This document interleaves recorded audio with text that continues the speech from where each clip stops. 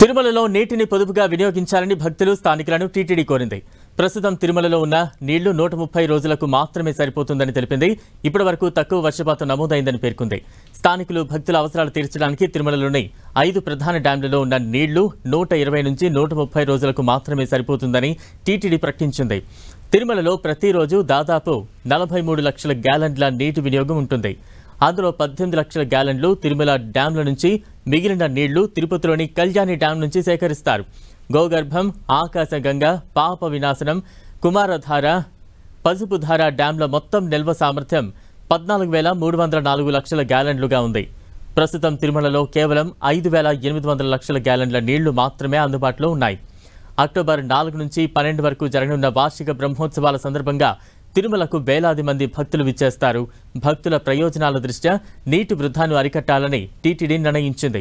నీటి వినియోగాన్ని నియంత్రించేందుకు కొన్ని చర్యలను తీసుకోవాలని భక్తులతో పాటు స్థానికులకు పలు సూచనలు అయితే చేసింది. అనవసరంగా నీళ్లు వృధా చేయకుండా పొదుపుగా వినియోగించాలని టీటీడీ కోరుతోంది.